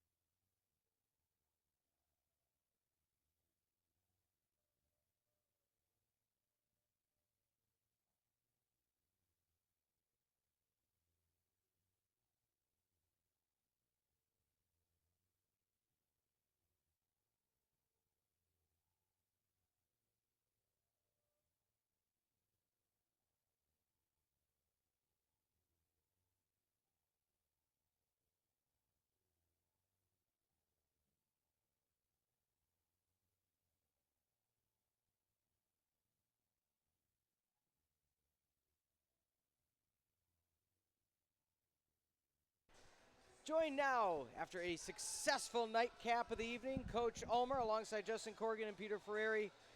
Coach, you almost had the sweep, and then they said, I need Pete and Justin to talk a bit more. Talk to me through the ending of 3 and how you made sure you finished the job in 4. Yeah, we'd been passing so great all night, and give credit to Edgewood, right? We won the first 2 sets, beat them up pretty good in that second set. He made a few adjustments. Those kids came in and kind of stabilized, the team a little bit. We had a couple overpasses uncharacteristic of Jenna Damon right there, and we missed a serve, I think, and then we did a couple overpasses to kind of finish it, which was a little deflating, right? We needed something to kind of turn around. We've been in a little bit of a slump here, and so really proud of them to battle. That 4th set was back and forth, back and forth, back and forth, and then Maddie went on just a great run. So, she missed that serve in the 3rd, but she came back and took us almost all the way and had a great dig, and Tina had some great swings, and I thought our freshmen played really well. Thought Haley Wierzak and Emma Crow, I thought Emma Crow was really good tonight. Our block was big for a lot of the match, and I think that got to them a little bit. And I thought our serving, we've been talking about serving a lot. It's been a challenge for us, and I thought we did a lot better tonight. There's always room for improvement, but and overall, it feels good. It feels good. We needed this against a good Edgewood team, a well-coached team, so very proud of them. Coach, let's go back to the beginning of the triangular. You had number 3, Wisconsin Oshkosh in the house. What'd you see for your team in that outing, and kind of what were you hoping to see that maybe didn't go your guys' way, and what did you see that you can build upon? Yeah, I think they're an excellent team. They're well coached, very disciplined. They don't give you many points. They really make you earn them. I thought their middles, we were a step behind with their middles. I thought they scored quite a bit. I thought we held their All-American decently in check, and the other outside had a good night. So one of the middles and one of the outsides had a really good night for them. But I thought they served well. They served some really good floaters. I think we had a real good shot in set 2. It was a 2-point set. We were serving to win the set, and we didn't get it done. But one of my freshman setters came in. I thought Della Walsh had a great match. She came in at the very end of the first set, and she led us in assists in only a couple of sets. So really proud of her for doing that. So it's fun to see different kids, come into the match in these pressure situations and, see how they handle it. And, with Oshkosh, they just know how to finish, and then we came out in the 3rd set and they got up on us, and it was just kind of hard for us to regroup. But I think playing them, that's why you want to play teams like that, prepares us for teams like Edgewood, teams like Wesleyan coming up, Stevens Point over the weekend, Eau Claire. I mean, they just keep coming, right? So we try to learn, you try to learn something. If you don't get what you want, you're probably getting some kind of an experience, right? So we've talked a little bit about that. So, they are a very good team. And for the most part, we played well with them, but, there's just things we have to get better at. Now, you read my mind going to Della Walsh next. From what I can tell, her debut in the NCAA.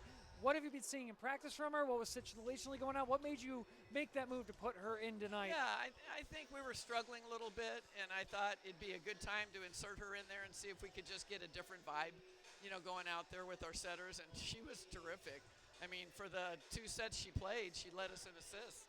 She had a great line, and I thought, we went back to her in the 3rd set, and, it's a really hard job. And the first set was a little iffy, and then she stabilized. And then the team was struggling a little bit, put Tatum back in. Hey, that's why you have a team, right? Yeah. I thought Tatum came in and did a great job. I think she responded really well. We need to be supportive of each other when somebody's name gets called. Those are really hard lessons to learn and really hard things to do. Easy to say, hard to do.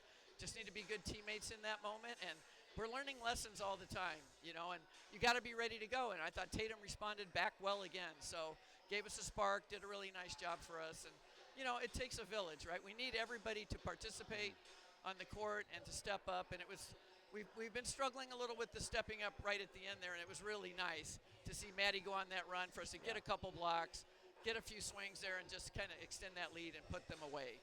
What was the conversation between, because you had a little bit of a gap, albeit it was only a sweep. What was the conversation between, because it seemed a much different beginning in set 1 against Edgewood. It was as if it was a different show for Maddie Danielson. I mean, where she went, the team went in that second contest. So what kind of happened in between? Yeah, sometimes I think it just gives you a chance to reset, right? We had the matinee game, 3 o'clock, which was fun. It was kind of fun to do that. It's always great to be home.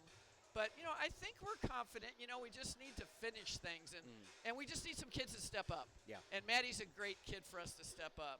I mean, she's very dynamic. She's a little thing, but she works really hard. Yeah. And she gives us a spark, and I think that's really important. When she's playing well, we usually do really well. Yeah. And I thought she had a great match. She passed really well, had some great digs, had some great aggressive swings, and that kept us in. Some of those back row attacks were great. And I think we just need a few kids like that, to spark us, and everybody else get on their back and ride that wave. Yeah.